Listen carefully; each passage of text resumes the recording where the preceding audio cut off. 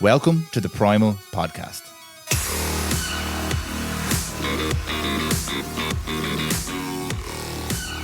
Hello, my friends, and welcome back to another episode of the podcast. And this one is particularly special to me because this is actually our 100th episode. So a little bit of a landmark for me and a landmark for the podcast. So what I would like to do in this episode is reflect back on some of the lessons that I've learned, but I'm going to split this into two broad categories. So first of all, over the course of these 100 episodes, I've had so many really enjoyable and interesting conversations with people. Some deep and profound, some really educational, some just a massive awakening or enlightening, I suppose, for me personally. And that's been reflecting the feedback that I get from the listeners, from you guys listening and sharing with me the kind of the learnings that you have. So for the first part of this podcast, I'd like to go through some of the kind of the bigger lessons, some of the more common things, the things that have overlapped and crossed over from a lot of the guests that I've had on, and some of the things that have helped me to improve or change, upgrade, evolve, grow as a person.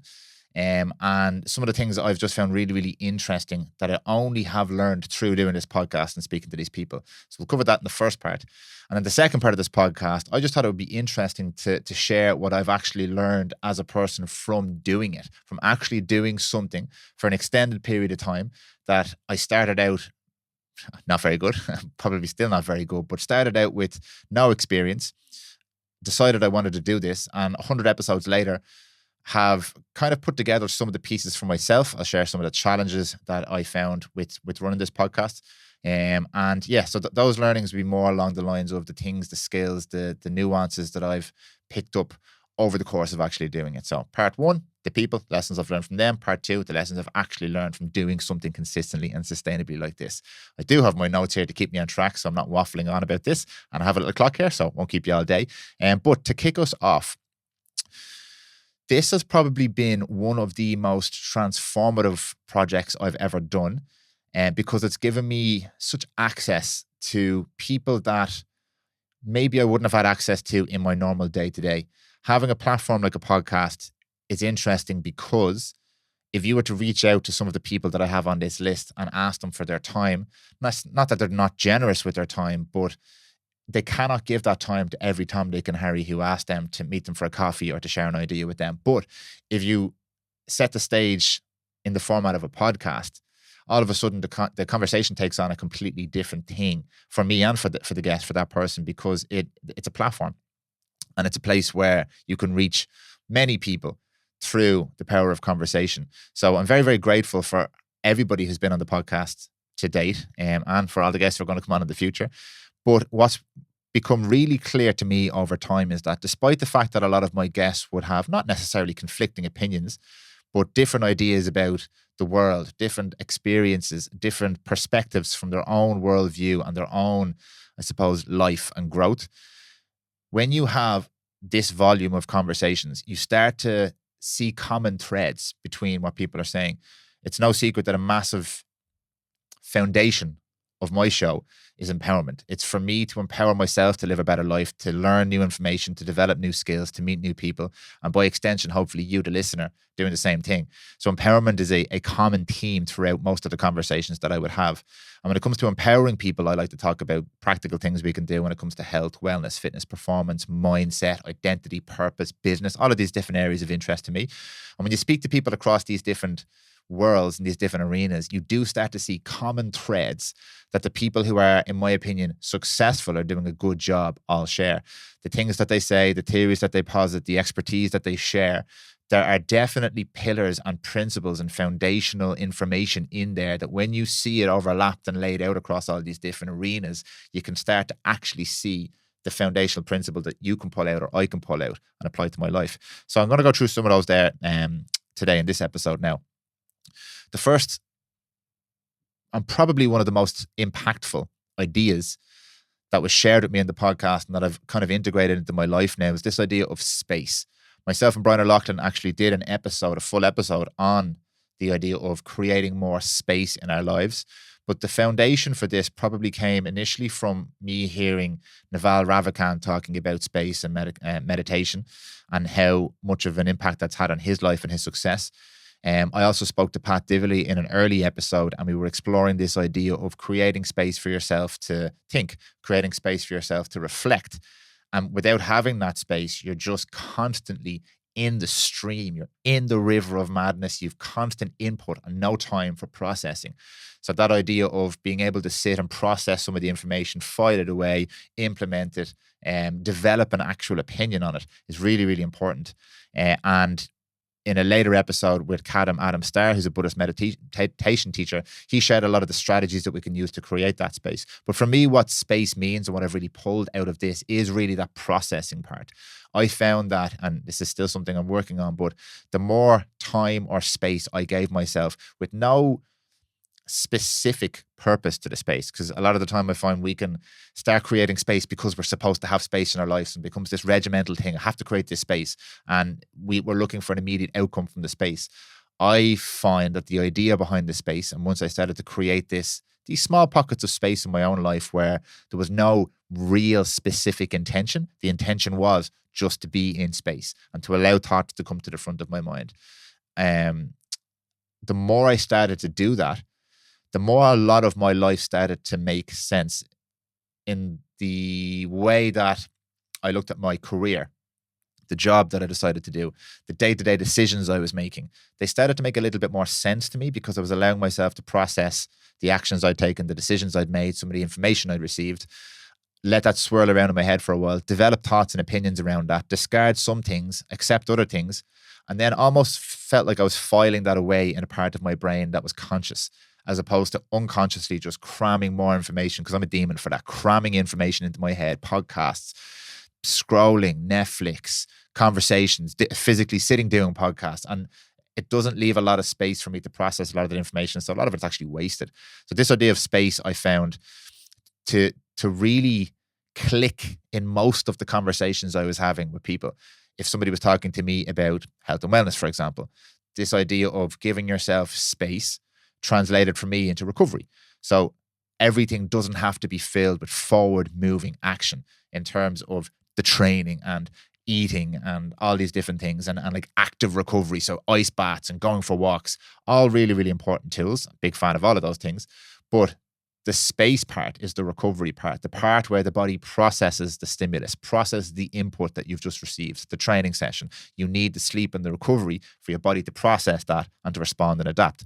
So in all of these conversations, I found this idea of space lived somewhere for people who were actually, again, quote unquote, successful. People I felt were doing a great job. They had some form of space or recovery or processing. So massive, massive team for me going through a lot of the conversations I would have.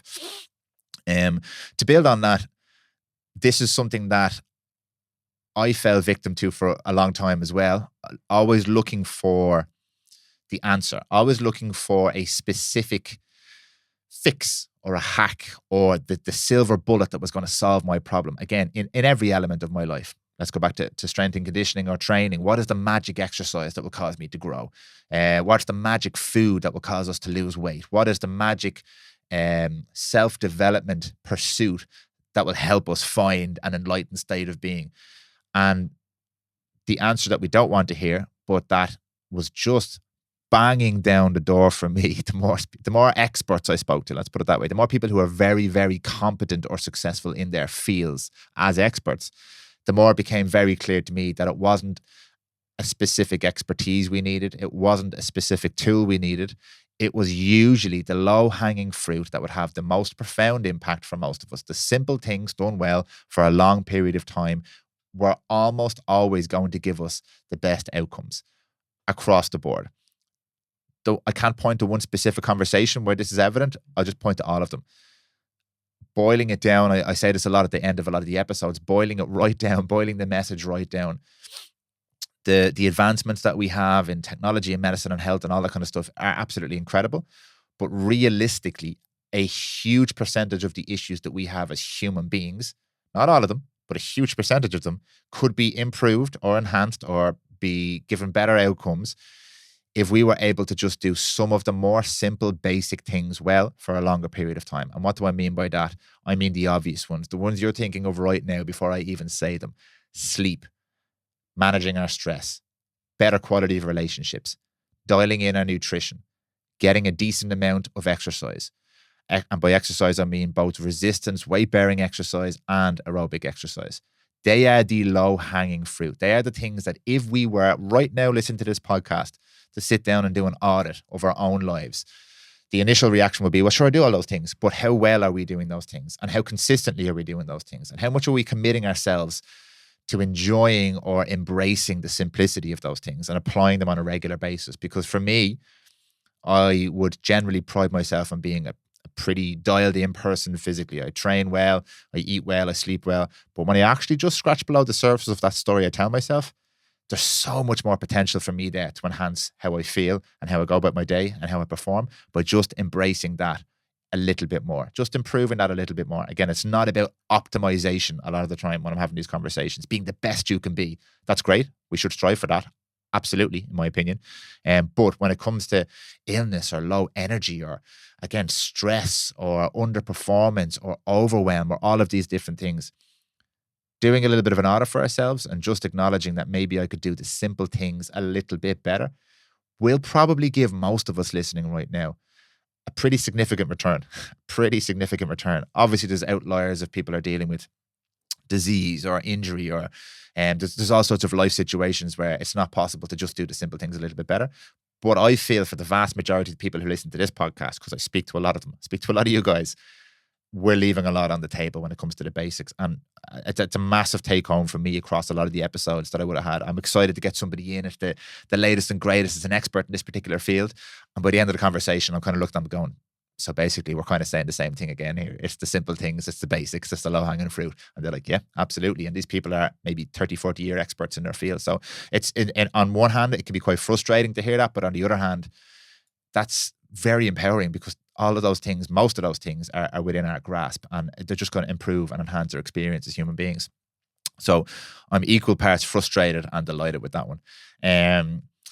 To take a bit of a turn away from the warm and cuddlies, one of the big episodes, it actually wasn't a big episode in the end because myself and this particular guest, Paul C. Dwyer, who is an international cyber security expert, we had so much conversation off microphone on the day that we were recording that we actually ran out of time and had to squeeze the podcast a little bit. So Paul is going to come back on. We're going to dive a little bit deeper. But in that episode, we kind of dove a little bit into the world of cybercrime.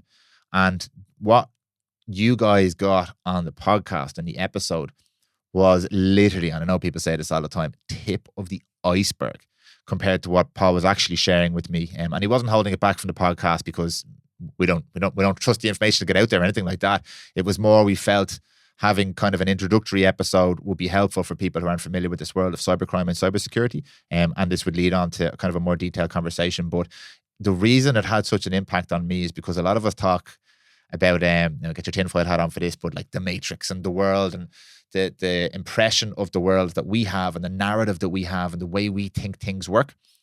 And in a lot of cases, there's more depth and nuance to that than we know.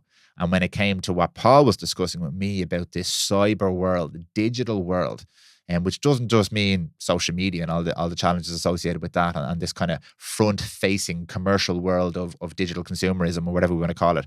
It literally means there's an entire underworld, a criminal world based online, on the internet. And it's around us all of the time. I don't want to misquote Paul here now, but what he was sharing with me, he was kind of alluding to the fact that this is probably the most widespread and criminally successful pursuit in the world. At the moment, there is so much illegal activity on a digital level that it overshadows pretty much all other criminal activity around the world. Could be slightly off on the facts about that. I'll get Paul to check me on that one, but it's so widespread. And the attitude that most of us seem to take, we discussed this on the podcast, but to this cyber world and cyber crime is that it doesn't affect me. So it doesn't matter if they have my data or if they hack this account. She didn't get anything. So what's it to do with me?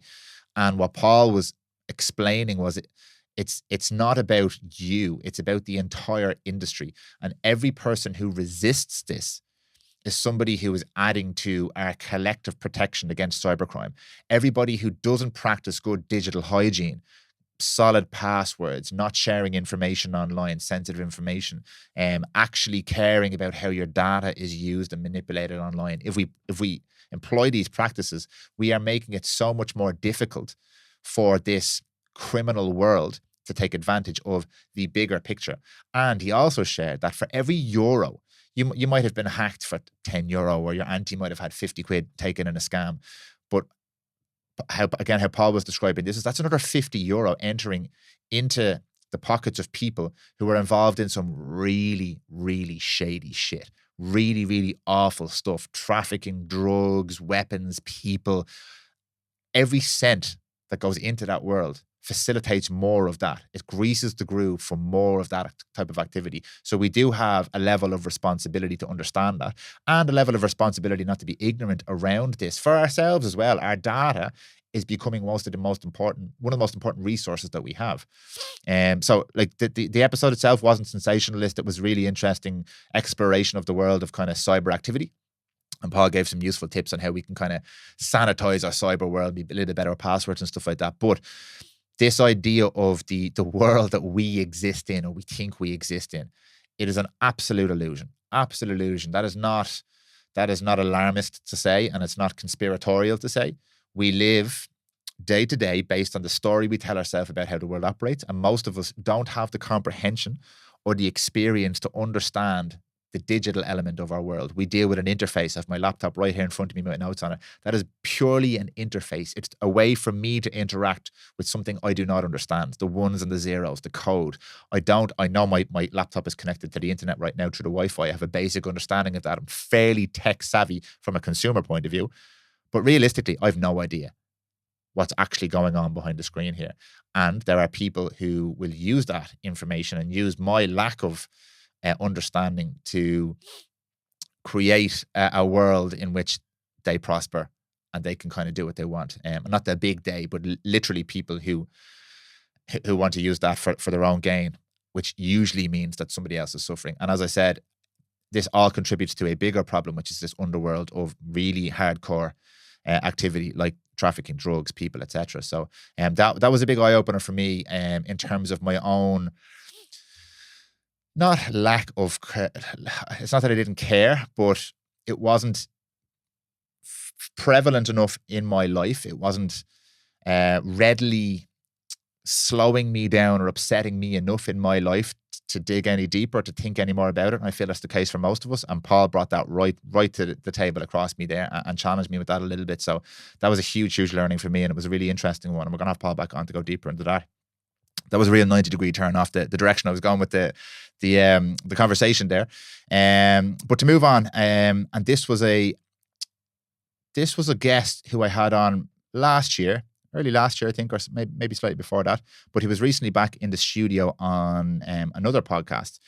And that's Martin Brady, ex-military sniper, special forces, just really, really solid guy. Would highly recommend you go back and listen to that episode if you haven't already. Martin is such an inspirational character because of his modesty. He's a man. I find sometimes that people who've operated this type of level, you find it's a lot of the times that military people who've that kind of experience at a really high level in environments like that, where you're forced to grow and learn and adapt. They can bring a real humility along with an absolute monstrous level of competence to conversations and to interactions. And that was my experience with Martin. Such a nice guy, but such an obviously capable and competent guy as well. And he had this little triad of words that he used on the podcast with me. And he recently brought them back up in another podcast that he was speaking in. And it just reminded me that here's something that had such an impact on me that I hadn't really embraced and brought into my life. But here was another opportunity for me to relearn that and bring it back to the forefront. And Martin's approach with this particular little phrase is kind of the underpinning set of values that he would bring to anything he's doing in his life. So this whole idea of how you do anything is how you do everything is a kind of embodied in this. And he tells the story. I won't try and tell the story because I get it wrong, but how he came across this information, but it was him that shared it with me. So I'll credit him. And he said that every time he goes to do something, what will dictate the outcome Outcome is generally out of our control, but what is in our control and what will dictate that outcome are are what we bring to the situation. So the three words that Martin uses are action, effort, and attitude. So in everything that we do, it's up to us to take an action. So that's the first step. We have to decide to take an action.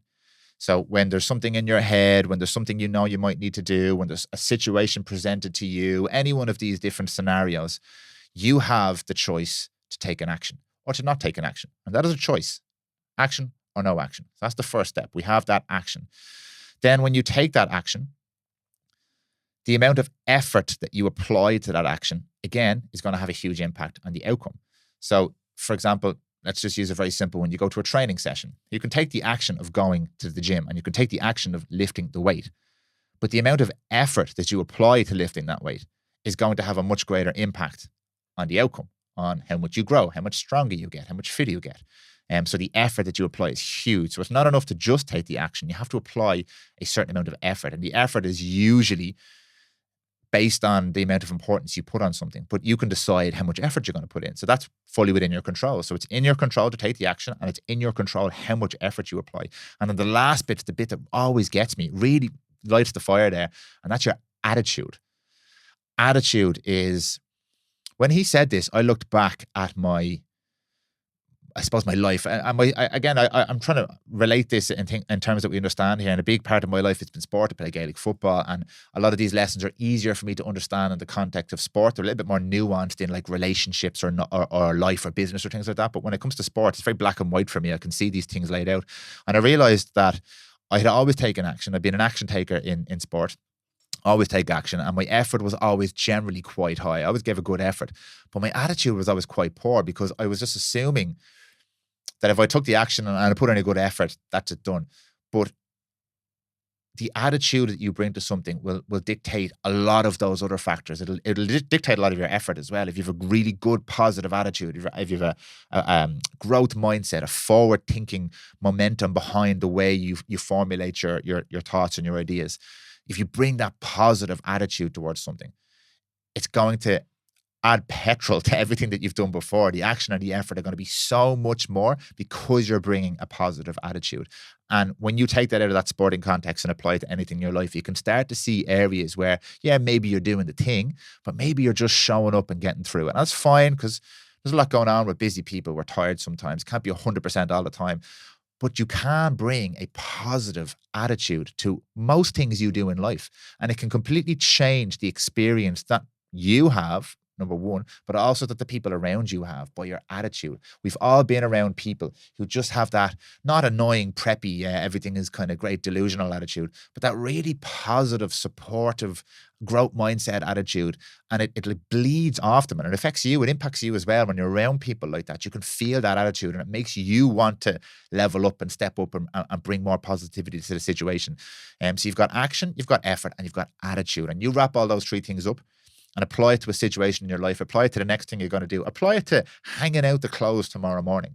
You can take the action, so don't not take the action. You can put some effort in, you can actually hang them up properly and you can shake them out beforehand and you can make sure that they're not crinkled when they come off the line. And then your attitude around that can be positive. Not fucking have to hang out the fucking clothes. I'm in a country where I get to go outside and hang out my clothes and I'm safe. And yeah, maybe it's cold and it's raining and it's pissing and I have to get in the car now. Or maybe I know somebody who's sick and that's a real issue. But I can bring a positive attitude to hanging out the clothes or washing the dishes or my next training session.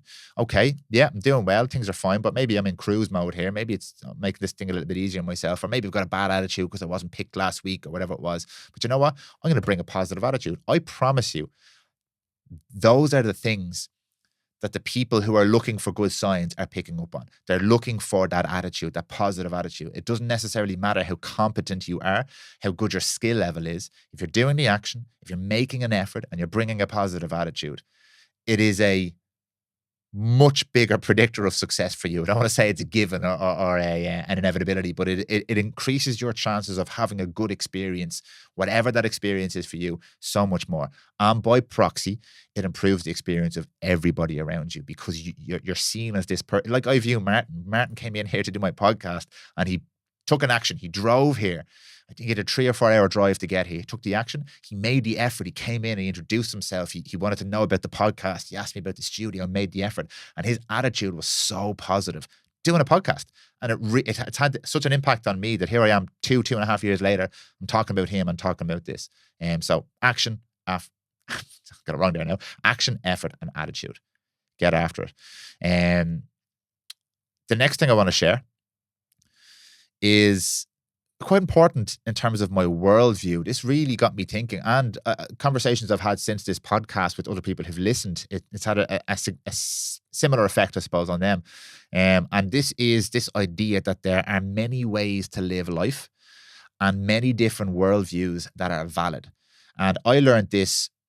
This is something that comes up quite a lot when you start to observe the world and people and how they interact, and politics and cultures and social media. And what's very obvious at the moment is there's a lot of anger and frustration and combativeness and people being really, really at odds and at loggerheads with each other over these different causes and topics, and people displaying a huge amount of passion, sure, but it's directed in an anger or a frustration with other people.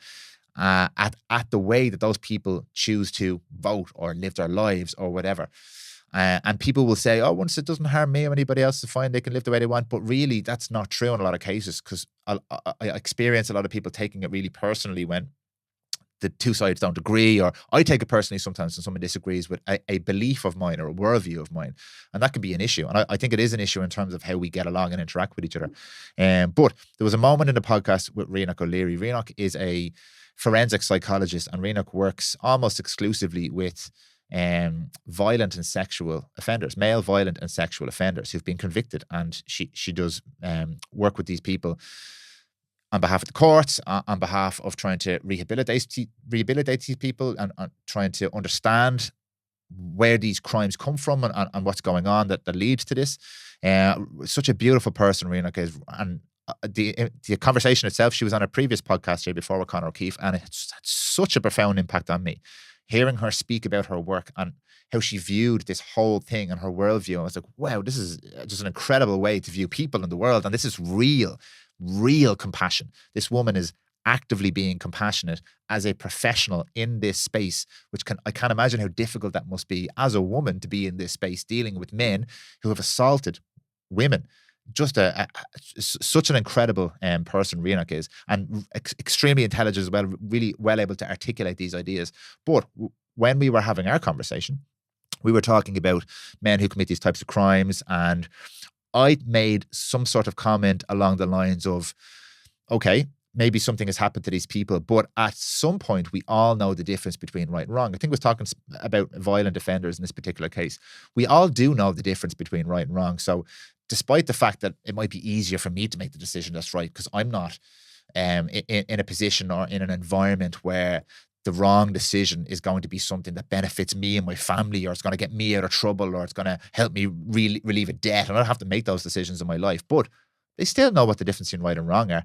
And Renoch pulled me up on it straight away and said, well, not necessarily, because I only know, or my view of right and wrong is only what it is because of how I was raised and because of my past and my environment and my parents and my friends and my society and culture that I grew up in.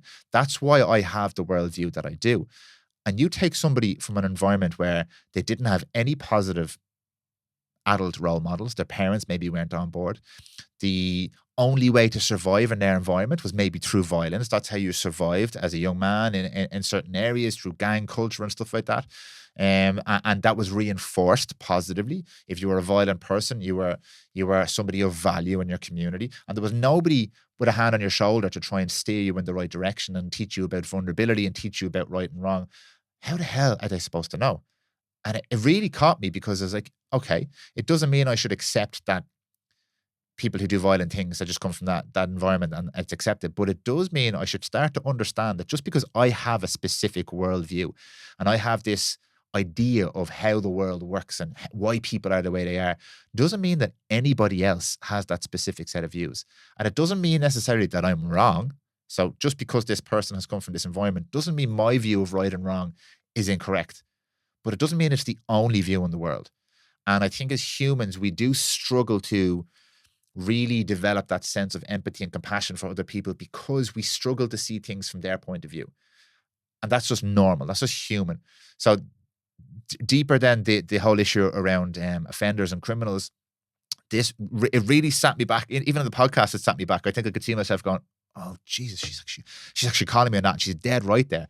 My worldview is the lens through which I see everything. It's the lens on which I comment in the podcast, and it's the lens through which I interact with my partner and my children, and it's the lens through which I get passionate about certain causes. But that's only my worldview. Other people have other worldviews, and it's not my job to convince them or you of my worldview. I think now it's my job to understand that we all have these different perceptions, these different perspectives on life. And a lot of that is based on how we grew up, the environments we were in, the support that we had. And I, in particular, have been extremely lucky to have had some really strong, solid people around me, great role models, great family, great parents, great friends, great partner, great family. That's a privilege for me, but that's crafted my worldview. So I need to maybe leave space between my words and the things that I say and the things that I think for understanding that other people don't have that same worldview. The angle that they're looking at the world could be 1 degree off, or could be 200 degrees off the way I'm looking at the world. And I think that's really developed part of this idea of compassion. It's really helped me kind of understand people more. Again, just to bring it back, it doesn't mean that I accept somebody who commits a violent crime or breaks the law or does something that really hurts other people. I don't accept that because of their background, but I do understand that their worldview is different, and hence they make decisions in a different way to how I would make decisions. And also, taking it out of the whole criminal conversation, now when I'm interacting with other people in general, I really have a deeper grasp on the fact that, okay, I'm interacting with this person. The things that I'm saying are being transmitted through my worldview, through my lens, and how I'm receiving the things they're saying, that's being received through my worldview and my lens as well. So that's a bias I have through things that I say and things that I receive. And that person has the same thing. So now there's a lot more nuance around this. This is not black and white. I'm not arguing with this person over a certain thing. Now it's much more likely I can have a discussion with this person and make an effort to understand their view, which will help me understand the thing that they're saying. So not to beat this point to death, but the conversation with Renoch was the one that really nailed that home for me when she just called me on it. She pulled me on it. And Dan, how is this person supposed to understand what good and bad is by your standards and aren't my standards and society's standards if they've never been taught it?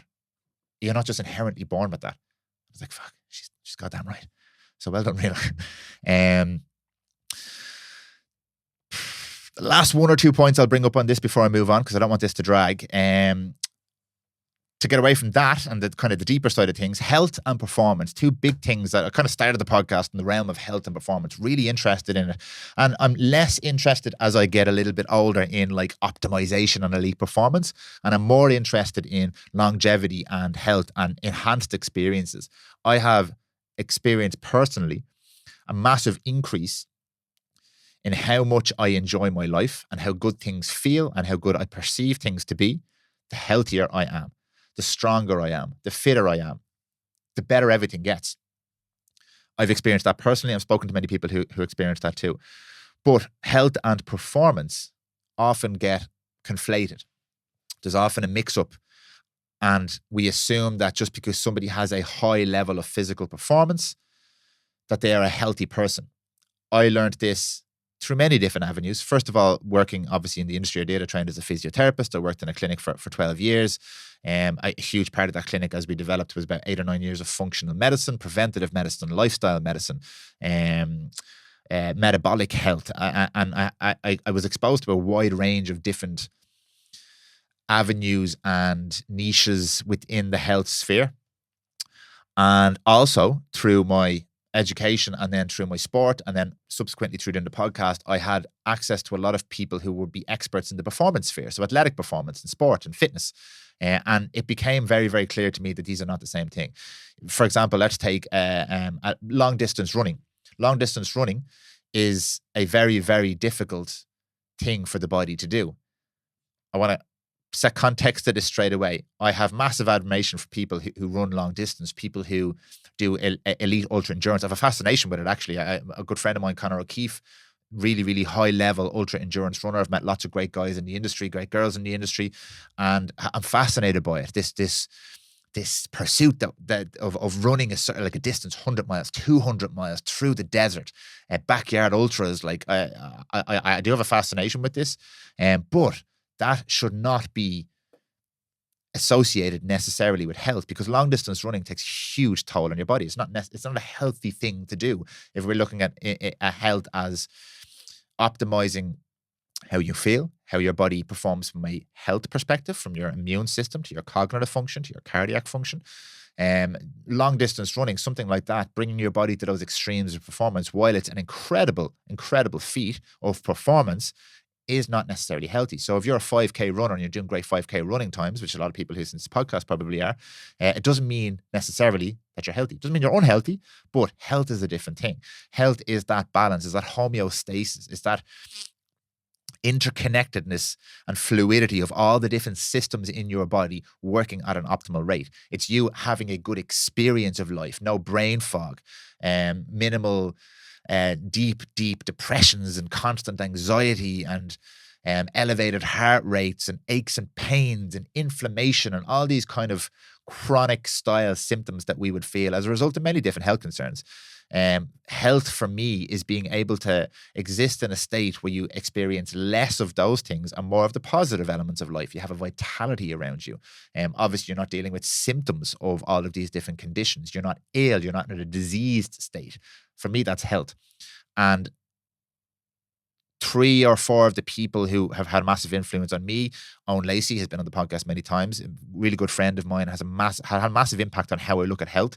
Absolute master of looking at the human condition as opposed to segmenting it down into just particular systems, the human as a whole and everything that goes with that. Robbie Bennett also working with the ISI as well, incredible coach with a really deep understanding of the data around this and the science behind it, and from a health perspective and a performance perspective, but really splitting those two things. They work hand in hand, and obviously training and performance can enhance your health, but only when it's done in a specific way. Sean Canan, really good friend of mine, again, has been in the podcast several times. Funny story with Sean. Sean actually reached out to me to come on the podcast first years ago now, 3.5 years ago maybe. And I was familiar with VO2 Max. I'd done a load of tests in college as part of our training, and it was like, how the fuck am I going to talk to this guy for an hour and a half on VO2 Max? We've done 4 podcasts since, and it's just been fascinating. I work very closely with Sean now as well with his business, Health Matters. But Sean was one to really help me understand performance and not redlining all the time and flogging yourself. Training is not the best way to optimize your performance, and it's a great way to undermine your health.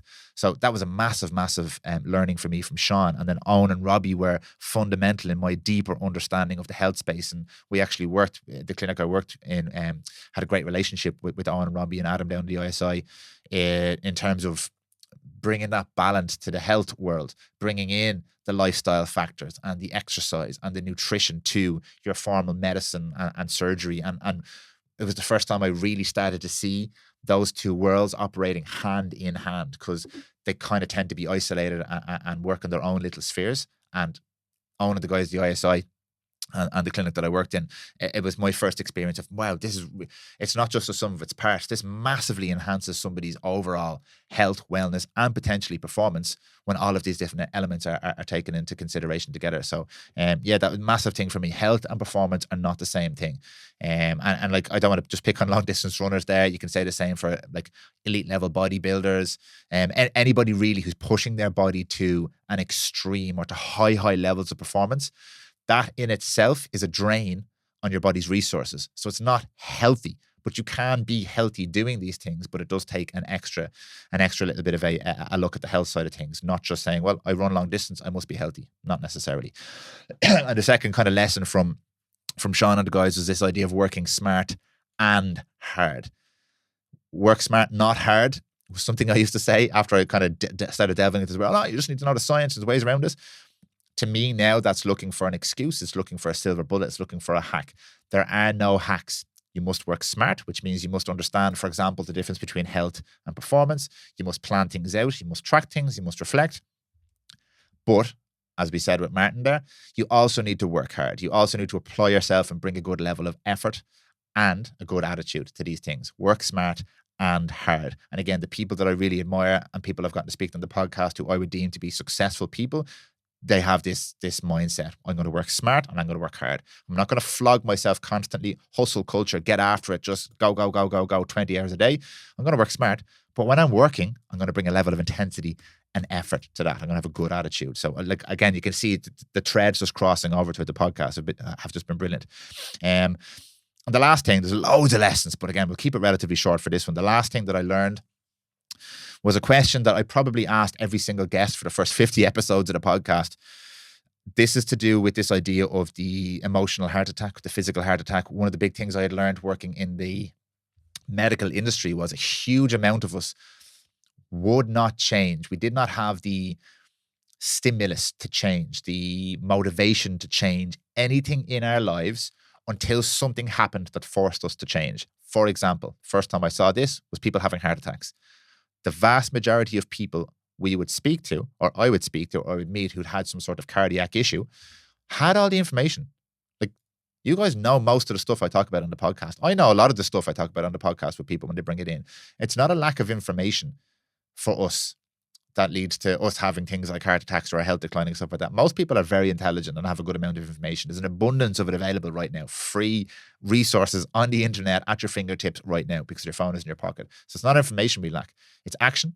And I don't like using the word motivation because it feels like you need this magic motivation, but it is a motivating factor to get that done, a reason to do that thing. And I saw this when people would come in who knew everything about diet and weight loss and health and managing their cardiac health, and they still had a heart attack. But it was the heart attack that inspired them to change their lives. And we've heard this before. People, lung cancer, I'm never smoking again. Liver cancer, I'm never drinking again. Had a heart attack, I'm going to sort out my diet, I'm going to start exercising.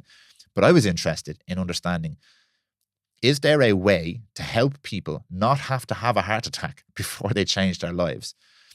And then when I moved into this personal development sphere and doing the podcast and having these types of conversations, I started to see it was much deeper than just physical. So I started to look at this identity or emotional heart attack, this idea that people would have to wait to hit rock bottom emotionally or psychologically before making a change, before deciding that I'm going to become a different person. I'm going to take care of my mental health. I'm going to improve my relationship with my partner. I'm going to change my job.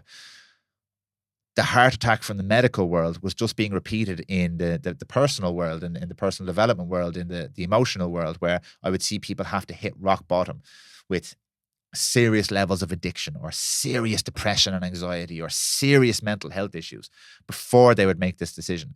So all of that inspired me to start asking the question to the people who came into the podcast, how do we, with all the information that we have access to, we know how to prevent this from happening, and we know in a lot of cases how to help people who are struggling with these different issues. How do we motivate people to make that change? And Pat Dively was the first person to say it to me. And he just said, Dan, you can't. If you are interested in helping other people, you have to live your life in a way that can help other people. You have to be the person that they look to and become inspired by. And I don't mean inspiration in terms of like big motivational high fives and claps in the back. You're such an inspiring person. But there needs to be something to inspire them to make a change, and you can't force it. When was the last time somebody said to you, Mary, you need to get exercising, give up the cigarettes, stop drinking? And you went, oh, yeah, you're right. Yeah. And that was enough. There has to be some form of intrinsic factor there to help you make that decision for yourself. It has to come from within. There has to be a reason and a why. Very, very cliche things to say, but it is true. And I was interested in how do we help people with that why? And Pat said to me, you can't. You just need to be there when that person is in a specific place and a specific time, ready to receive the information. They will see the person that will help them. And they will reach out, or they'll be inspired, or they'll take an action, or they will learn something. And that was a huge driver for me to keep doing this podcast as well, because every now and again, I get a message. It's not hundreds and thousands of messages. It's not even hundreds of messages. But every now and again, I get a message, a DM. I got a couple of beautiful emails from people who have reached out, who've taken the time to sit down. So thank you. Thank you for taking the time to sit down and reached out and said, Dan, I heard this particular episode, or I've been listening to the podcast for a while, and I'll give you two examples, obviously naming no names. One particular person was really struggling with her mental health, really, really struggling, having a really bad time, had considered taking her life on several occasions. And she had just made a decision to start making small changes in her life, which snowballed into bigger changes in her life, which transformed the entire psyche she had developed around herself. The entire story she had told herself about who she was and what life was to her had changed. Now, this wasn't down to me. It wasn't even down to a specific guest. It was just down to her being in a place where the message that somebody on this podcast had delivered, or some of the conversations we had hit home at a time when she was ready to hear that message, and it had inspired her to make that choice before she did something that maybe she wouldn't have been happy with or would have regretted. And that had me in tears when I was reading it. And then I remember another email I got from a young guy who had just been miserable for years in his job, miserable, but had never done anything about it. And he had listened to two specific conversations on the podcast. I can't recall exactly what they were. He mentioned them both and said that by listening to those, he realized there were other people who felt the way that he felt. He didn't feel so alone. And that gave him the confidence to be able to make a decision to change. He left his job. He started a business, and he was absolutely loving it. He was in the midst of the initial throes of starting a business where it's all terror and fire and brimstone and madness, but it was his, and he felt ownership over it. And he said to me, he felt a sense of purpose. So when I, when I hear that, it really brings home the fact that, yeah, I get lost in the podcast and you develop an ego around this, and I want people to hear this and all this kind of stuff. But what's actually having an impact is just this sharing of information from everybody who's been kind enough to come on the show, and from all the other podcasts and resources and information that's out there. At some point in time, somebody will hear that and it will have an impact on them, and they will change. But you can't force it, and you can't go home to your partner and tell them that they need to change right now, because, as I said, when was the last time somebody said that to you and it was actually effective? And the phrase that Jordan Peterson uses for this is be the campfire. Be that campfire in the darkness. You are there, shining your light, radiating the warmth, but you're in the darkness. You're not going out looking for people. You're not grabbing by the scruff of their neck and saying, this is the way. You're not telling people what to do with their lives or decisions that they should make, which I've had to check myself on a lot of the times, trying to be a proponent of this and pull yourself up by the bootstraps attitude. That's not what you're doing. You're simply living your life in a way that you believe to be true to who you are and the message you want to put out there. You are the campfire. And the brighter your fire shines, the more people can see it. And at some point, somebody's going to walk in from the dark and sit down and warm their hands at that campfire. And you would have had that impact that you want to have. You'd have been able to help that person. And it might be one or it might be a million people. But the simple fact that I came to realize is that you cannot grab those people by the scruff. You're just going to create more resistance. You're going to develop a sense of shame. You're going to give them more friction. Live the way that you believe you would like to live. And the people who are meant to resonate with that, at some point in their lives, they will, and they'll come in. And for me, those people coming in are the people who have sent the emails, or like, it's mad. It's so interesting to me now, like in random situations at a wedding, or I go to certain places or social gatherings, and people will come up, again, not thousands of people at all. The odd person would come up who maybe would listen to the podcast or maybe would know me and come up and say, oh, thank you for doing that podcast. I really, really enjoyed it. It's really had an impact on me. I've really learned something from it. And like, for me, that's like, one, I'm blown away too. I actually feel really uncomfortable because it's just a weird feeling. But it's when I sit down and think about it, that's massively fulfilling for me to hear that, because I am just doing the thing now that I want to do. I love doing this, and it's resonating with these people. So they've seen my version of the campfire, and they've come in and sat down and they've warmed their hands by it. And yeah, it's just a beautiful thing. So that kind of wraps up that initial section of the podcast there.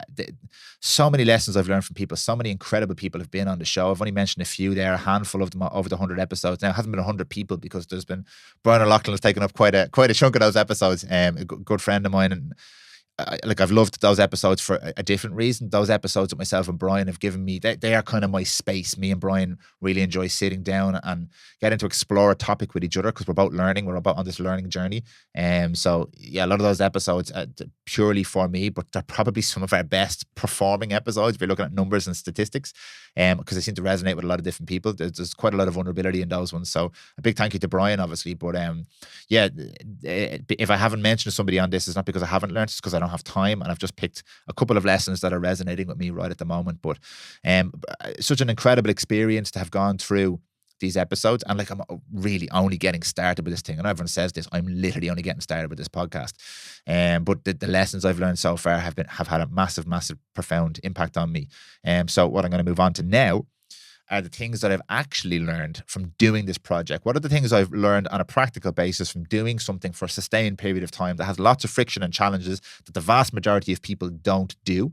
I think it's 87 to 90% of people fail after the first 3 episodes. And most podcasts don't make it past 3 months. So you're already in the top 1% after 3 months. And then that continues to narrow down the longer you go. So what are the lessons that I have learned from that? A lot of the points I'm going to cover here are not in any specific order, but you'll see as I go through them that they're all interlinked, and there is an underlying message behind most of them. There's a common theme behind most of them. The first thing that I'll say, and this is going to ring true to anybody who's done anything for any period of time, not just a podcast, but anything really, is being consistent with anything is very, very difficult. Usually, if you're doing something you haven't done before, if it's something new, if it's something you're trying to be consistent with that is trying to lay down the neural pathways for developing a new habit. And I know there's all sorts of information out there on how long it takes to actually develop a new habit, from 30 days to 90 days to 6 months to whatever. But it's very, very difficult to insert a new behavior into an existing pattern, in my experience. And being consistent with something like a podcast, and most things actually, is usually, as we said in the first part of this podcast, a good predictor of the successful outcome of that particular thing. So if you're able to just do something for a long period of time, you're going to have a good chance of that thing succeeding. Not necessarily because you just do it, like just showing up, but it's the first step in a series of steps that if you keep doing that first step is going to lead you to another step. And also, the more you do the thing, the more you'll learn about the thing. And ideally, the more you'll develop the thing and the more you'll iterate on the thing. So like with the podcast, the stats are very, very clear, I suppose, around this. I've mentioned it already there. Most people who start this thing don't continue it for very long at all. There's a good bit of friction involved in running a podcast. And there's a good bit of friction involved in losing weight. There's a good bit of friction involved in sustaining a healthy relationship. There's a good bit of friction involved in doing your job. So I have started to look at this as identifying the areas where friction is most prevalent and trying to come up with ways of reducing that friction. So consistency to me, and I speak about this a lot with my clients when we're talking about them building their podcasts, consistency to me is less about drilling yourself to be super predictable and super regimented around what you do, and more about identifying the things that are actually difficult for you or the environmental factors that are causing issues for you and removing them or smoothing them or altering them in some way. For me, that it's a lot more successful when it comes to trying to be consistent than self-flagellation and absolutely hammering yourself because, I need to be more consistent. I need to be this, I need to be that. So that probably has been the most challenging thing for me. I should have said this at the start of this segment. I have not been consistent with this podcast. We're at 100 episodes, but it's taken me to go to 3.5 years to get to 100 episodes. And there's periods of this podcast where I'm super consistent and there's periods where I have not been super consistent. My reasons, excuses for that, are mostly down to the nature of the business where I run a studio. You might think that makes it easier for me to do podcasts. It absolutely does. I have all the tools here and obviously a nice system for running it. But most of the time I have spent over the last 3 to 4 years has been trying to develop and grow my business and producing content for other people. It's that the age-old thing, do as I say and not as I do. We have a lovely rhythm here for helping people be really consistent and for helping them produce content. Excuse me. But when it comes down to my content, that system doesn't necessarily apply because I haven't built a good system for myself just yet. But my goals and intentions moving forward with this are to really start to double down on that. Not to, as I said, not to self-flagellate and go really hard on myself and just tell myself I have to be more consistent, but to build systems and to reduce friction in areas where I feel I'm being held back, I suppose. So consistency is the biggest lesson. And overall, when people ask me, like, what's the biggest predictor for success for a podcast? Just being consistent, doing it for a long period of time is your low-hanging fruit there. Doing it well for a long period of time, taking the action for a long period of time, with a good amount of effort and a great attitude, really important. The attitude with this particular project, with podcasting in particular, is massive, because you're not going to get the type of feedback you imagine you might get. Like, I spoke about feedback before. I do get great feedback, and it's nice to help me, but it has to come from within. Really, my um I suppose my motivating factors for this are embedded deep inside me, and that empowerment piece I spoke about earlier on, and that helps me to keep. It means I want to keep doing this. Like, I really, really love doing this thing. If you don't have that, or if you're trying to force yourself to do this all the time, there's too many moving parts. It really isn't going to be something that's sustainable. And also, you, the listener, are going to pick up on that. You're going to pick up on the fact that I'm not enjoying this. I'm not interested in the conversation. I'm not actually listening. I'm a bit browned off. I'm just putting this content out there to have content. Very, very common. And the key with this is I'm asking you for a huge commitment, where I don't even know how long we're in here, because I've actually stopped my clock. We're at least 50 minutes into this podcast, and I'm still asking you for your attention to listen. So it's a massive commitment I'm asking for. And if I'm not there, if my energy isn't there, if I'm kind of just doing this for the sake of it, you're not going to listen. So hopefully you still are listening. And so consistency, the biggest lesson. If you can be consistent with this, you're going to learn a lot of the other lessons that you need to be able to continue it. So stay the course. Don't just do it for the sake of doing it, but stay the course. And then as you go, learn and iterate. In terms of that, the motivation and what the driver is, like, it's going to come and go. You're going to be motivated, not motivated. But like I said before, that can't be the factor that dictates whether you take action or not. This idea, this motivation myth. There are some days you'll feel like, well, I'm going to do the podcast, we're going to take over, and that's amazing. And you can harness that when it's there, great. But that can't be the only fuel that you use for a project like this, or any project really, because that is going to come and go based on the weather and the conversation you had with your missus that morning, and the type of breakfast you had, and how well your training went yesterday, and all of those different variables are going to impact your levels of motivation. So I feel what you need to do, I said I'd never tell you what you need to do, but what needs to be done if you want to be consistent and maintain the course with this, is just acknowledge you're going to feel up and down about it, but you have a really, really solid reason for doing this.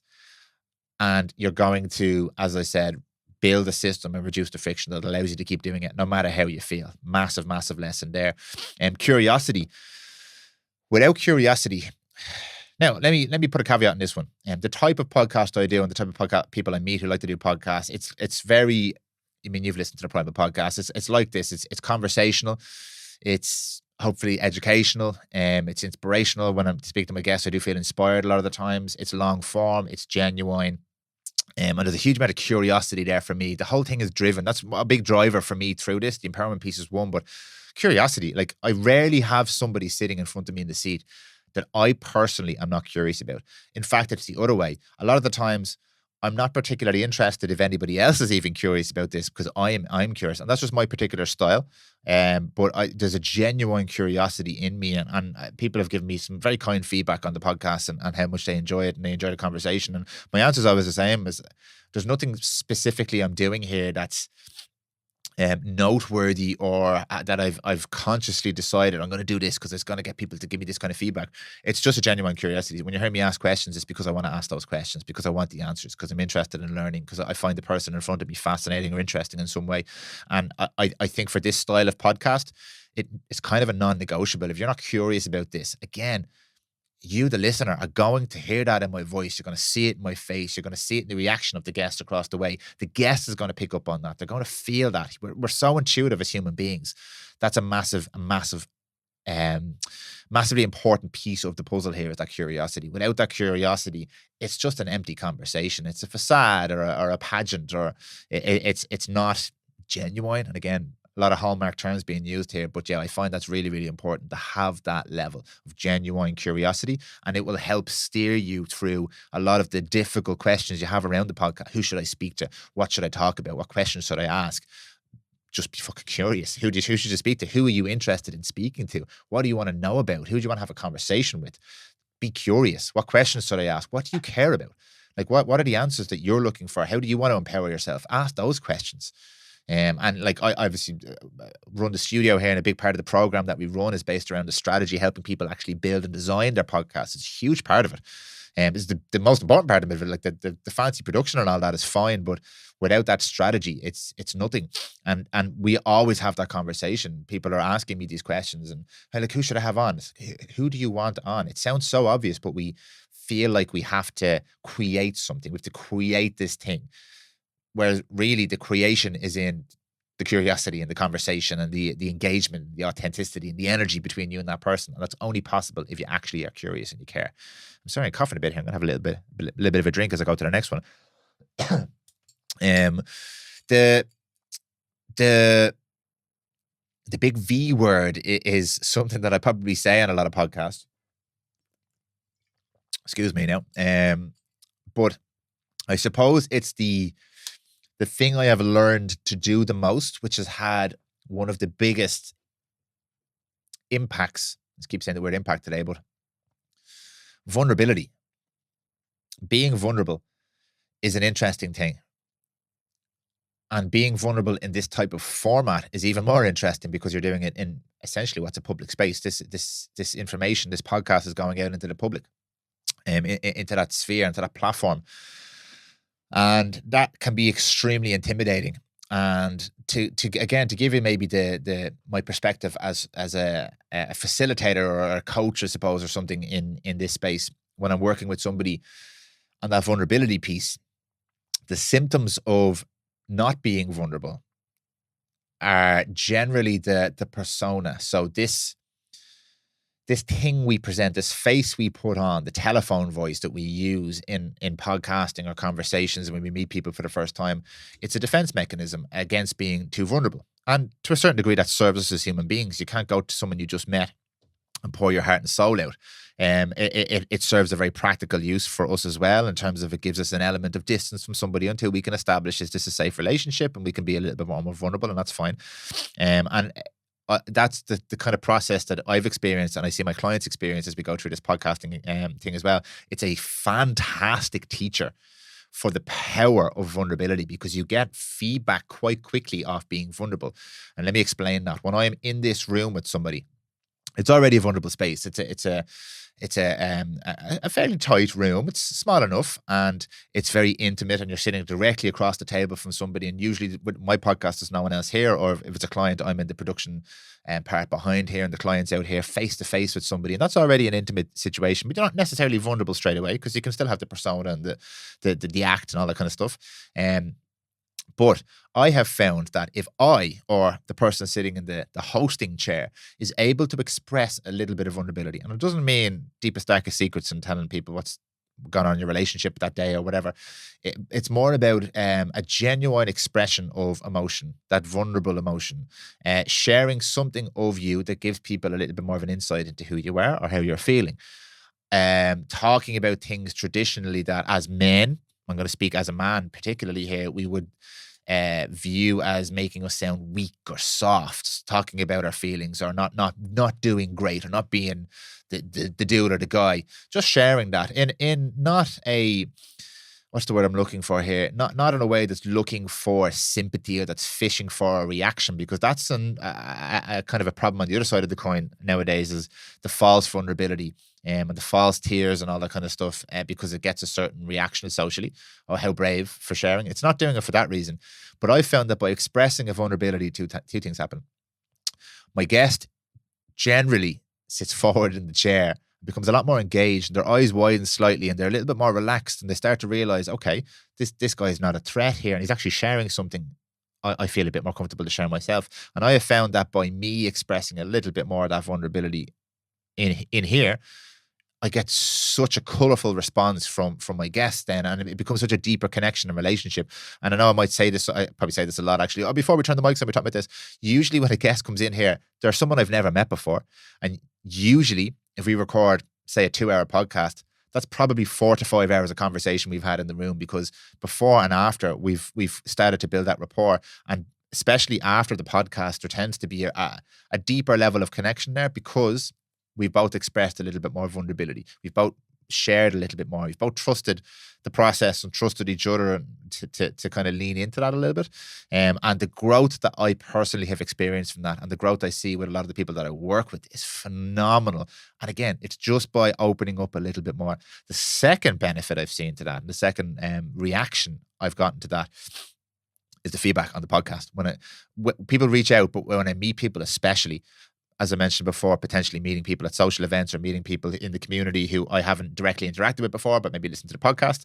And the way they interact with me, with one, a sense of they know me a little bit more because I've shared this and I've shared a bit of vulnerability, and they've related to that in some way and feel like, oh, I know this guy a bit more because he shared something. That's really interesting for me.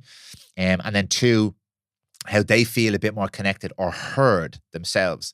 So by being a bit more vulnerable, either myself or my guest, you, the listener, can potentially feel a little bit more connected to what we're saying or why we're saying it, because at the end of the day, this is a human experience we're all having. And while everybody is different in their own way, none of us are really that unique in terms of how we experience emotions.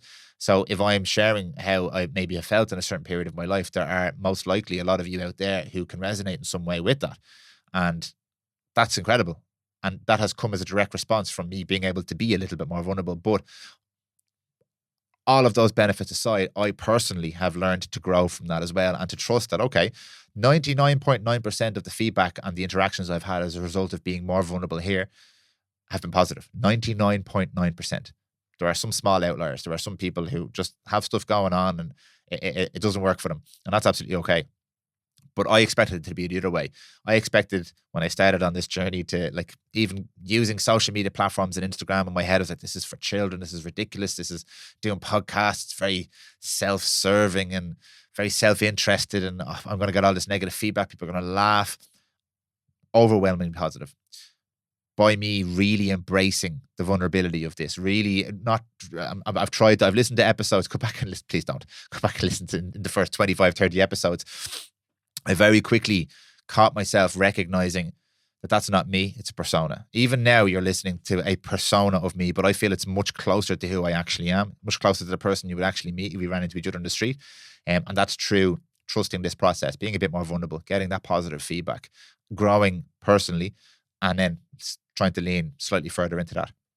And you'll have seen on certain podcasts, there's emotions expressed, and it is beautiful. It's lovely. It's great to feel that, but I think it's a really, really powerful tool as well, and a massive learning I've had from doing this whole podcast thing. And again, that all of these lessons, as I go through them, they're things that you can apply to most pursuits in life. If you're able to apply or express some of these things, you'll probably get some good results and some good outcomes. On that, this idea of safe space, I mentioned space earlier on as a lesson I learned from the guests, but this idea of creating a safe space, I always had it in my head when I built the studio. The studio is relatively unique when you come in. It's designed a specific way. It's designed more like a comfortable room rather than a recording studio. It's a functioning recording studio, but it's packaged as a comfortable room.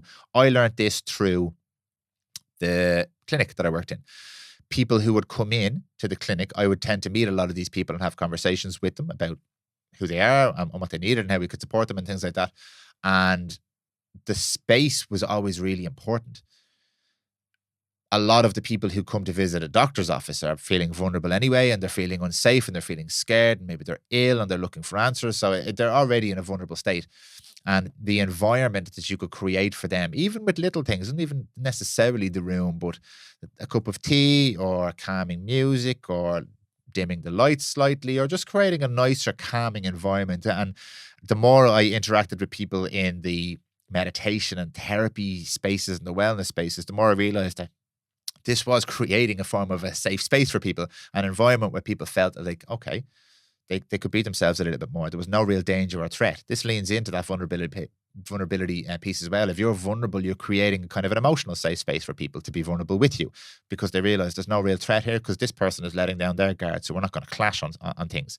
And for me, podcasting has become my therapy. Doing the podcast, creating this space for me initially became a space where I invited other people into, and we'd have conversations. And again, I'll use the episodes of Brian as an example of this. For me and Brian, those conversations are our form of therapy. We both feel very comfortable and safe with each other. We're safe in the space. We're safe in the conversation. We're safe with our audience as well, because the feedback, again, we've gotten is so positive. We feel comfortable to go a little bit deeper. We've shared things in the podcast that probably people never knew about us. It's very interesting, the different worlds we exist in, obviously the personas we've built, and then people hear us having these kind of conversations on microphone, and they're shocked, taken aback a little bit by the depths that we're going to and the stuff we're expressing.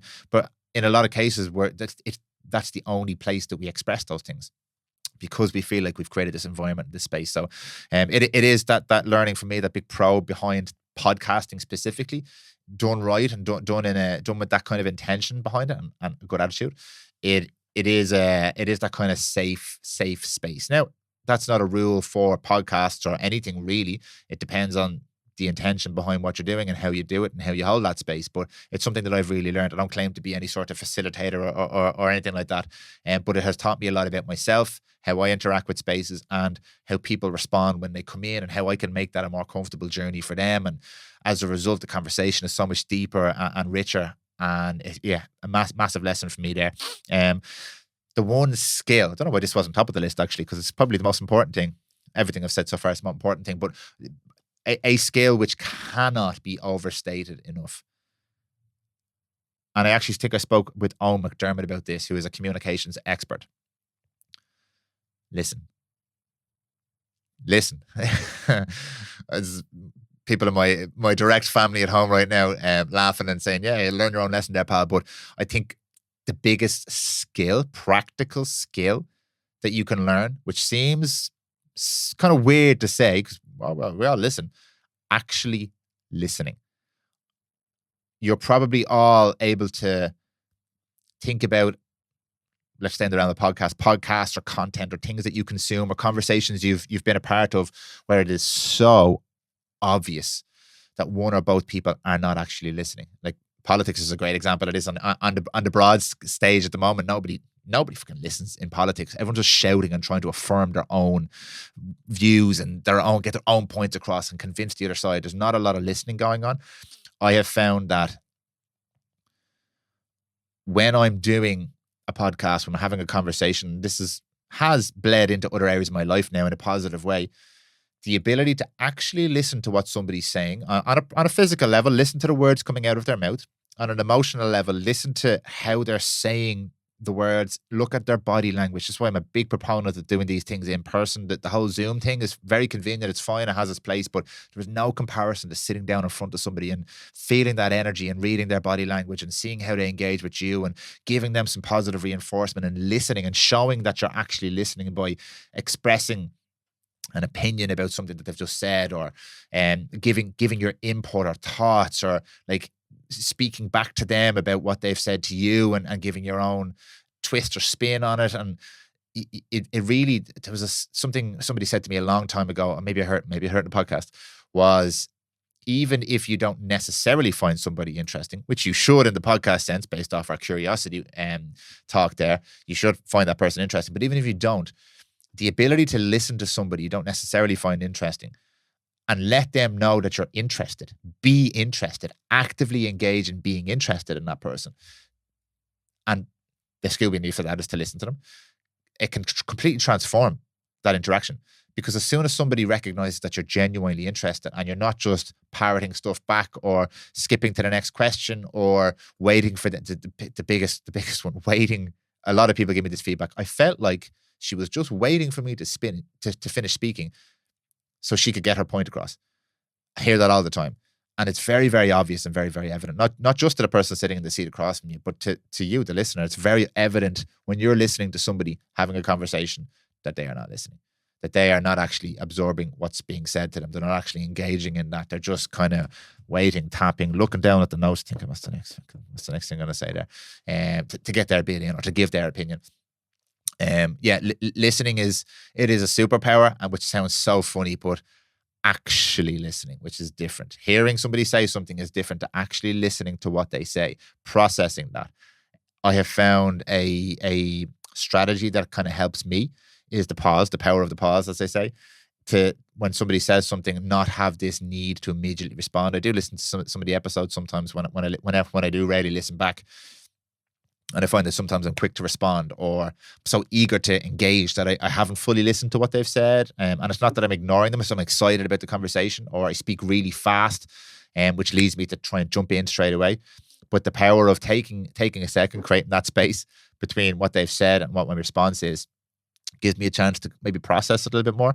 As well in this pursuit of having these conversations, what I've learned about myself is a lot of the opinions I would have had have been formed from like half things, pieces of content I've consumed, things people have said.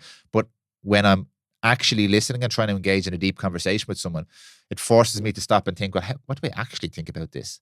What are my actual thoughts and feelings about this thing? So when someone would say something, I'm now trying to practice just taking that pause for 2 or 3 seconds. And for some people that can be uncomfortable, and it is an uncomfortable thing when we're used to just like fill the space, fill the space, fill the space. But when you've developed that nice rapport and relationship, a good flow, taking that second or two to really think about, okay, what is my actual response here? I've listened to this person, which is step one. Now, before I respond, how do I feel about that? What do I actually think about that? Now, it doesn't mean you sit there for 2 minutes just going, but it does mean leaving a heartbeat or two between your response to one, it shows them that you're considering and that you've listened, and two, it gives you the space to process that information a little bit. So yeah, please, if you're doing something like this, if you're having a conversation, if you're talking to your partner this evening, this is where I'll just start applying it. Listen, actively listen, make an effort to listen. Your notes are there if you need them. They're just a safety net. I like people to write notes and put them to the side and not touch them. Sometimes you can go off into the weeds like I often do, but most of the time you've written them down. You know what the point of the conversation is. You're curious. They're here for a reason. You've built a rapport. Now enjoy it and listen to them and show them that you're interested, because that will be reciprocated. They will then be interested in the conversation with you. Yeah, this next one's a big one. I actually wrote it down twice here. Most people will not care. And that goes for most things we do in our life. Almost nobody is thinking about you. In fact, nobody's probably thinking about you most of the time. They're thinking about themselves. You're thinking about yourself right now. You're thinking about how the things I'm saying are going to impact your life. Is there anything I'm saying that can make your life better or easier or improve your existence in any way? Or maybe you're thinking, this guy, I wish he'd shut up now so I can get to the next episode. But at the start of this process, again, human nature, I thought I'm going to do this thing and I'm just going to get hundreds of messages from people and it's going to be terrifying, and they're going to be laughing at me, and they're going to have all sorts of opinions. Do you know what I got? Crickets. Nothing. Nobody cares. Absolutely nobody cares. It is a cliche to say it at the moment, but I've experienced that firsthand with this. I've experienced it firsthand in my business. Nobody cares. Nobody cares about my business. Nobody cares what I'm doing. Nobody cares until it some way impacts them, or unless in some way it reflects on them. Nobody cares. That's a positive thing. That means just do it. Just do the thing. Don't allow your fear of what other people will think hold you back. And that doesn't mean don't care what anybody thinks. We all care what people think. We're human, we're social, it's built into our DNA. We do care. It's attached with our sense of survival. We don't want to be outcast, that tall poppy syndrome. We don't want to be cut down. But we don't need to fear that, because most times people don't care. And I've learned a big lesson, might not be a popular thing to say, the type of person who reaches out with negative feedback on the internet, or sits down and regularly writes comments and stuff like that in a negative way, not the type of person I care about their opinion anyway. I don't care, because that type of person has their own stuff. They're being triggered in their own way to feel like saying something negative to somebody else in this space where there's no real repercussions. They don't say it face to face. That should be irrelevant to us, and everybody else actually doesn't care. And then every interaction you have after that will most likely be positive, unless you're putting stuff out that's purposely inflammatory or as a negative or in some way. Most people just won't care. Just won't care what you're doing, and that gives you the freedom to operate and to learn and to grow. I said that don't listen to the first 20-25 episodes, because I'm still like, oh, that's not who I am. But like, most of you don't care. You don't care who I was then. You don't care who I am now. And learning that allows me to express those things, like a curiosity and a vulnerability and stuff, because I've experienced mostly positive feedback, and most of you don't care anyway. If you're listening now, maybe you care a little bit more than the average person, but the vast majority of people don't actually care about my podcast or anything like that. And that at the start hurt my ego, but now it actually gives me a bit of freedom to operate. They don't care. They absolutely don't care. And that's a positive thing. Use that, because if you grow to a point where a lot of people do care, that's a big responsibility. But hopefully you've had enough time to operate and find yourself and find your flow and find your rhythm and kind of perfect your craft to the point where you're happy with all these people engaging and caring. But there's a huge period I'm still in this period now where most people just don't care. So go for it. Absolutely go for it. This kind of leans into that as well. Listens and downloads, they don't matter. They're just an arbitrary metric. A lot of the time they're out of your control. maybe in the case of if you're running a particular project or a podcast or something like that as a business tool, yeah, okay, we keep an eye on the metrics and that kind of stuff. We don't want nobody to listen. We do want to have an impact. There's a reason we're doing this on a microphone. We would like people to listen because we believe we have something of value to offer. So we don't want nobody to listen. But those numbers, those ego metrics, the likes, the thumbs up, the charts, they're so far out of our control.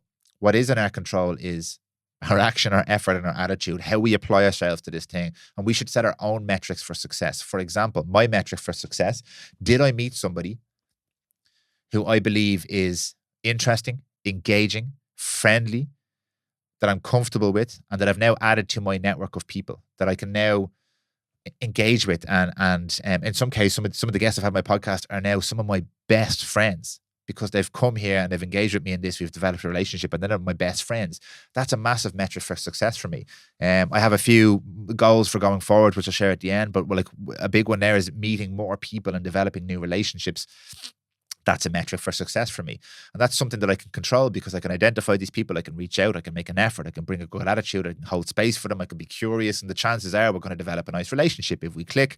And then that's something that I've gained from this. I've gained this relationship that I can move forward and develop, which is amazing. That's a metric of success that I hold for my podcast. Am I learning something? Am I enjoying this fucking process?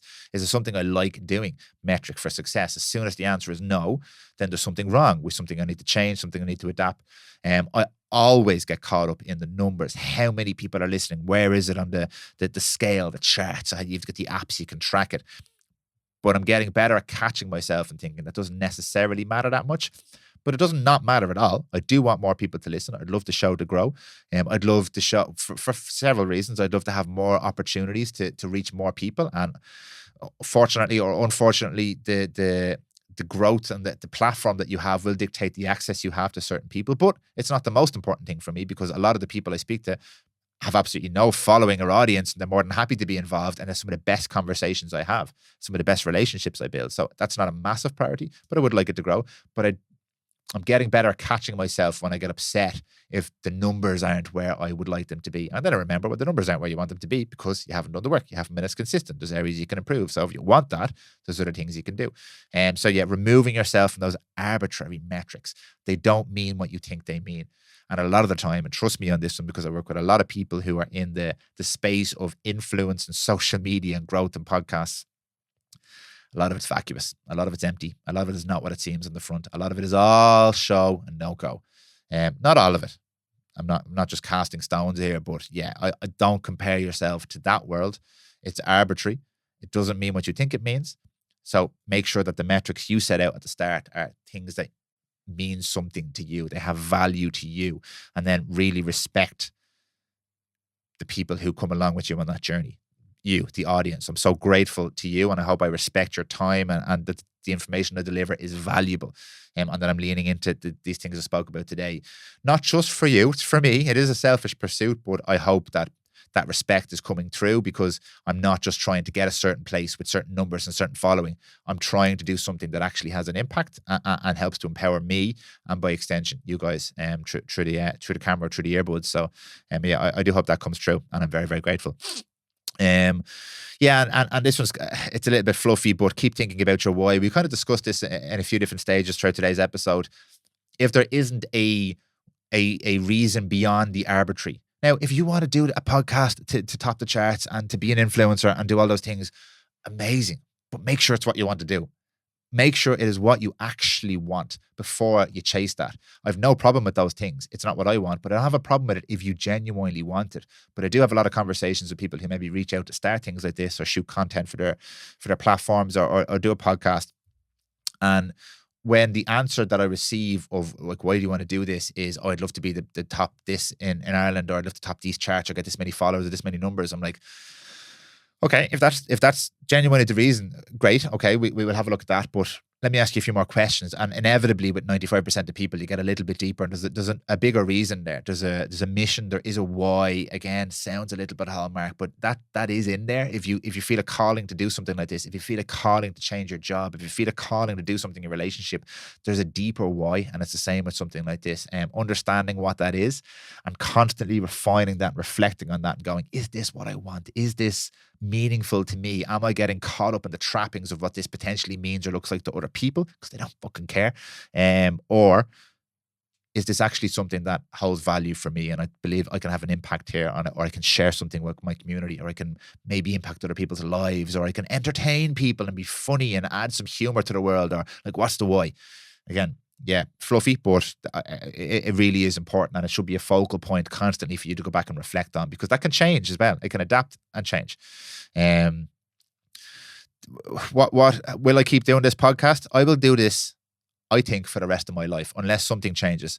I will do this for the rest of my life. There's so much value for me as a person from doing this. I'm very comfortable now with, even if this never grows beyond what it is now. And for me, it's a success now. It's hundreds of people listen to this show. I get great feedback. It's given me access to amazing people. I've learned insane things. Everything I've spoken about today. I will do this for as long as I possibly can, unless for some reason I decide to not do it anymore, or to change. I don't see a reason for me to not have an indefinite timeline on this, because it's such an enjoyable, interesting pursuit. It fills the cup up for me. It's my therapy. It's a way for me to grow and to learn about myself, albeit in the public space. So yeah, I plan on doing this indefinitely. My kind of short-term plans, we've just hit 100. I'm so grateful to be able to have been to do this, and your support and listenership and feedback has been a huge part of the fuel that's kept me going through doing this. If I was to identify publicly for accountability the challenges I would like to set for myself going forward, definitely improve that consistency. Keep removing those friction points for me that are definitely in there. Like I mentioned earlier on, they're excuses. They're valid in certain terms. I mean, my business is a priority because that's obviously how I support myself and contribute to my family, and that's massively important for me. And will probably always take priority. But there's definitely more room for me to create better systems, to be more consistent, and to develop the momentum behind this a little bit more. So it's definitely a huge challenge I'm setting for myself.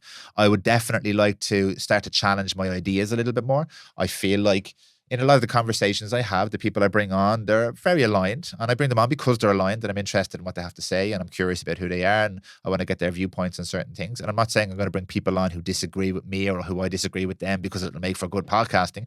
But I'd like to challenge my ideas, and I would like to challenge my scope a little bit more. I'd like to step outside my comfort zone and have conversations that force me to think about things I don't usually think about, not for the sake of it, but because I think there's good growth in there. And I think I would enjoy learning more. And I do find I fall into the rhythm or the rut sometimes of just continuously working on the thing I'm working on without any space for learning and thinking outside that. Not necessarily a problem, because it's a great way to build consistency and to focus on one thing and keep the main thing the main thing. Not talking about adding a load of new things to the pot, but having exposure to things that, and worldviews that are different to mine. And I know there are things out there that will capture my interest more and will potentially enhance my life more, enhance the life of my family, my friends, my community more. So I'd like to challenge myself to seek those things. And even if they're outside my comfort zone and outside my knowledge base, to be able to engage in that and to bring that into the conversation. Obviously continuing, as I mentioned, to meet people and develop new relationships. It's been such a privilege for me for people to come here and to have conversations with me and to be honest and open and vulnerable and to contribute to the community, and for us to be able to learn off these people. And I'd like to continue to do that and continue to grow and be able to bring the show even further than it is now with the amazing people we've had so far. And yeah, to really unearth a lot of the incredible, amazing people and ideas that are out there. I did mention there, like, obviously we're all familiar with some of the big names nowadays in the public sphere and the guests on podcasts that go on all the big podcasts, and like incredible people. But most of the really impactful conversations that I've had have been with people who might not be well known. They don't have platforms or influence, but they've got incredible insights and stories, incredible experiences, incredible ways of telling stories and bringing you on the journey and adding value to the world. And like that, when I say I'd love to reach more people and get a better guests on, not better guests, cheapers, not better guests at all, but get a guest that I don't currently have access to on. I don't just mean people who have big audiences who are going to follow me if I have big numbers, or who are going to come onto the show if I have big numbers. I mean access to people with these insights and these stories and these experiences. And the only way I will do that is if I continue to build momentum and able to reach into these pockets and communities and see, oh my God, this person's here. And what I found is huge is referrals. People who come on the show would often say to me, do you know who you would speak to? Or who you should speak to is this person. And I reach out and I'm like, oh my God, that blew my mind. I never would have met this person if I hadn't met this person who came on the show. And the only reason I met this person who came on the show is because I met this person who came on the show. So like that network for me is amazing. Just today, this morning, I sat down with Ronan Conway, who has been on the podcast, and he's become a stalwart, incredible friend of mine. We sat down for coffee and had a beautiful conversation for 2 hours. And Ronan was a guest on my podcast who was referred to me by somebody else, and has subsequently worked with my football team. And that for me is amazing. And I hadn't heard of Ronan before, but absolutely amazing to have him on as a guest. And then that relationship has developed. And Ronan, I've 4 names in my phone here now that Ronan shared with me this morning, and he said, you know what, I think he'd be great on the show. So like that's what I mean when I'm saying growth for the show, to meet these people and to gain access to these people. That's really what I mean, not better guests. There are no better guests or these bigger platforms. That's not necessarily what I mean, although it would be nice every now and again. But yeah, that's me. So hopefully that was of some value to you. The learnings I've shared there from the people that I've met and then from the process I've gone through have fundamentally changed me as a person. I say this a lot. I'm really, really genuine when I say this. It has had such a profound impact on me being able to do something. I'm very lucky to be able to do this. And I'm proud of the effort that I've put into this and that the team here have put in. And when I say the team, I've got Ian here, who works a lot on the editing. I've got James, who's been involved in the production. I've got Scott, who's been involved in the production as well. And these guys support me. Brian there as well, who has been on so many episodes. And it's just a constant presence at my shoulder there, helping me and helping me develop my ideas and pushing me forward and challenging me and keeping me accountable. My partner Jill and everybody. It sounds like I'm at the Oscars here. I just want to make sure people know how grateful I am for being able to do this. It is a real privilege and a real pleasure. And as I said, this is an indefinite project for me, not stopping anytime soon. Here's to the next 100 episodes, hopefully significantly faster than the previous 100 episodes. And absolutely just want to express my gratitude to you, the people who have listened and supported me and given me the feedback and who enjoy this content. Thank you so much. If you haven't already, make sure you like and subscribe. And guys, as I always say, I will see you in the next episode, and I'm looking forward to it.